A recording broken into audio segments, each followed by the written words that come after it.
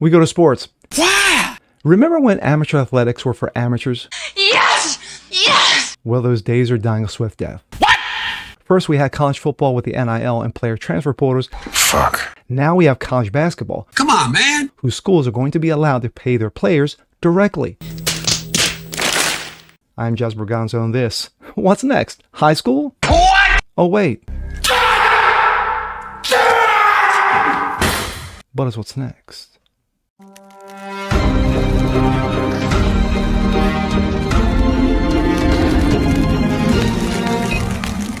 What's up, everyone? Jazz Berganzo. What's next? Your daily dose, common sense, facts, and salt. Hope you guys are feeling good today on this Wednesday. Happy Hump Day. Well, I don't come across stories like this too often. Normally, I don't do stories like this, especially, I do sports, but not to this degree. Got college amateur athletics. Remember when amateur athletics used to be for amateurs? You know, high school, college, you went to school, you took care of business, you had athletics on the side, you made a name for yourself. Who knows? You might be good enough to make the pros. NHL, NFL, NBA, Major League Baseball. Well, those days are dying a swift death. First, we had college football with the NIL, which is name, image, and likeness, of course, which was fought in courts, because players were like, hey, you know what? You're making money off my face, off my abilities, on what I do. I deserve to get paid. So after going back and forth for a number of years, finally the courts decided, yeah, they deserve to get monies. Then we got transfer portals, which means that if you, as a college student or a college athlete, weren't happy where you were able, within a window of time, to transfer yourself to another school of your choosing. Oh, how nice. Now, we got the NCAA who says college basketball's next. So now schools are going to be allowed to pay their players directly. How nice. What's next? High school? Well, and here we go. This coming out of Breitbart. NCAA passes rules allowing colleges to pay players directly. The NCAA passed rules on Monday allowing colleges to pay student athletes, breaking decades of precedent in response to a multi-billion-dollar lawsuit settlement. The 9 proposals passed by the NCAA board were largely expected, but still mark a defining day in the history of college sports. An athlete's ability to be paid directly by his or her university is on track to be enshrined in a rulebook that has forbidden that kind of relationship for decades, according to the AP. For the NCAA rules to go officially into effect, the changes prescribed by the House settlement still have to be granted final approval by a federal judge, whose hearing earlier this month led to questions about potential tweaks before the new guidelines are supposed to go into play on July 1. Around 150 rules will be reformed, including modifying laws allowing schools to pay student athletes, introducing roster limits for teams while limiting scholarship limits, establishing technology platforms for schools to monitor athletes' payments. Don't they have that? It's called direct deposit? Anyway, students must also attend school full-time while working towards a degree towards earning those benefits. That last one, yeah, we'll see how that works out.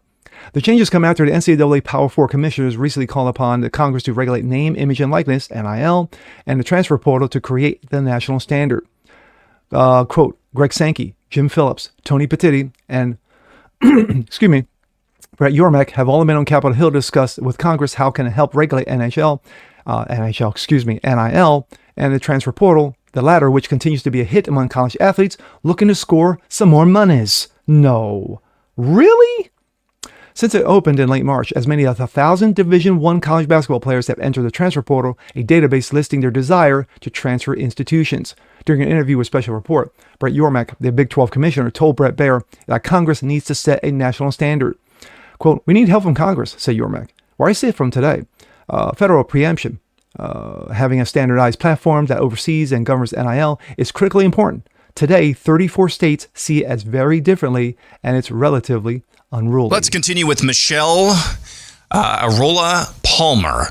Being the sports fan that you are, what do you think about NIL deals for high school athletes? I'm personally against them because our teenagers have enough to deal with in high school. 2 different representatives in the Texas House have submitted bills for review and vote, and I pray those bills get lost and never seen again.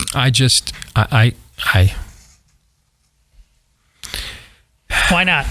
Here's the thing. Why not? That was literally, you said Based on every principle we I was defended just in about to college say, football. what Why standard not? would we deploy though to say that this is wrong? Right? I mean, because the counter arguments on the other side. Here's the thing.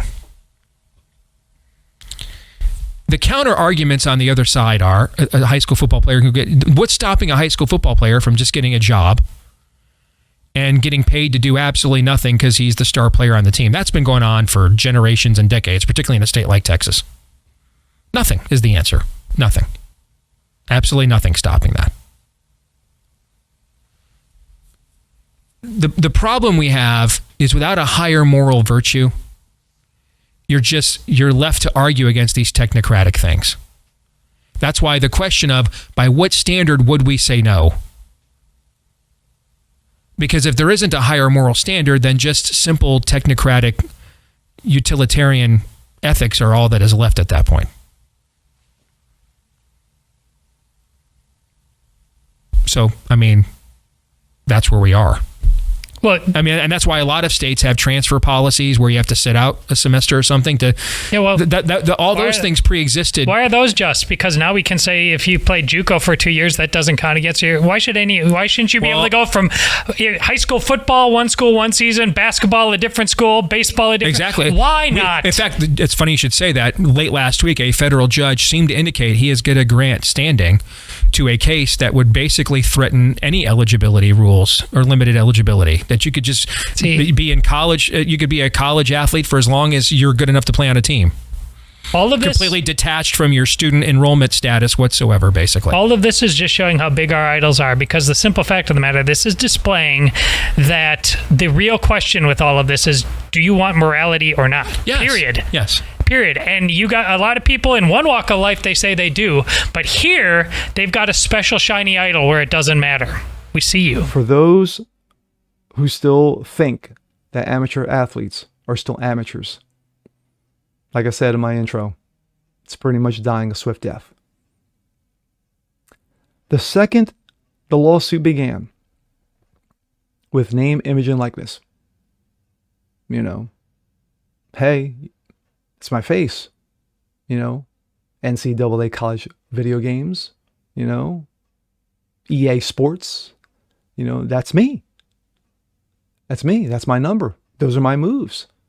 Why can't I get paid? Hey, college, why can't I get paid for what I do? I make you tens of millions of dollars, especially if you are a high profile school, like, I don't know, North Carolina, Nebraska, Penn State, Florida State, UCLA, and go on and on and on. So with the NIL and now the transfer portal, which over 1,000 college athletes throw their names in and says, yeah, you know what? I like it here, but I like to go over there. I'm in Louisiana State. I like to go to North Carolina, please. I like to go to a high-profile Division I school. It's getting out of control that now you're going to give the ability for colleges to pay their students directly. So how do you set the standard now at this point? How do you say, here's how much you're getting versus here much you're getting? Or is there just a pool that everyone just pulls out of and say, hey, you know what? Everyone gets paid equally no matter what your status is on a team, whether you are the starting guard, the starting power forward, the starting center, or you're the 12th man off the bench. How's that going to work? And then, of course, I mentioned briefly high school. Well, sadly, it's coming, whether you like it or not. And at this point, what's the goal of going professional? Well, professional, you can make tens of millions of dollars. You could be the number one pick, college basketball, college football. You could be a top 5 pick. You could be a top 10 pick and make your monies.